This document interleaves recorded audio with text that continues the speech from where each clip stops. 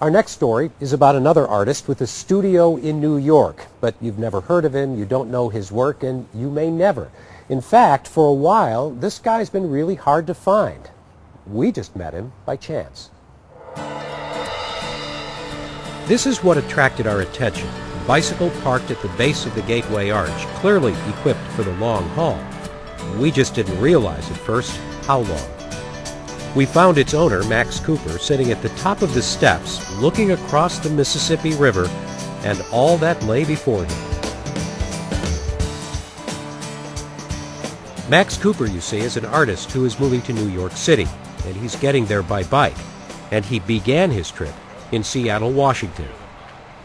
Seemed a pretty logical excuse to go for a nice long ride. Yeah, well, this is a really long ride. How many miles is it going to be? Well, not counting. I hear it's about 43 or 4,500, but try not to count.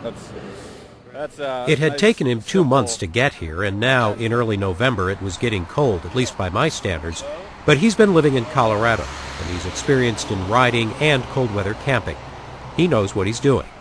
Well, I enjoy sub-zero cycling, so I got a lot of warm clothes, and I've got a bivy sack, which is my tent, just a sleeve for my sleeping bag, and then I got a stove, got plenty of water carrying capacity. Cooper's gone through mountains where his water froze, spent days on end without meeting anybody, survived a near tornado in Kansas, and big trucks zooming by.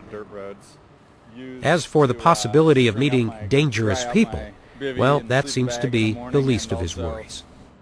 One of the things I'm riding for is against the culture of fear, I believe. And thus far, everybody's been friendly who's out there, and I haven't, I've been riding on the road my whole life, so I'm comfortable holding the line and keep the head on a swivel, and you're going to probably be pretty much okay, unless somebody really wants to run you over, in which case they will. Try not to let that happen. He has a cell phone and a GPS device, so it's not like he's anti-technology. But he is absolutely determined that this is going to be a bicycle trip, from start to finish. I have yet to walk, and a number of people have tried to get me into cars. It's not going to happen. It was late afternoon, it'd be getting dark soon, so he would ride through East St. Louis and probably make it up the bluffs before finding a place, just about any place, to camp. On a trip like this, you can't need much more than the basics. Have somewhere to sleep, somewhere to make your food. That's about it.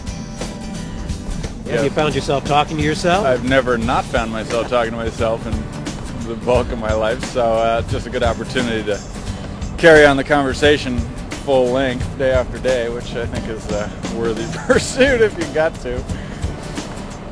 And, you go over every conversation you've had in the last 20 years or so, forward and backward, and you think about everything that you're going to say for the rest of your life or something like that. Congratulate myself for not getting run over, and try and figure out where I am regularly, and yeah, carry on the endless conversation in my head. I'm pretty sure we all have, but when you don't have anybody else to break it up, it definitely gets animated, so that keeps me occupied. But there's a lot of people in this here country, and so I'm not that lonely per se. It's a big country, though. It's a big country, and it's the best way to see it, as far as I can tell. I mean, at this speed, I have been able to see America as I've never seen it before. So that's my story, sticking to it, and I'll keep on pedaling.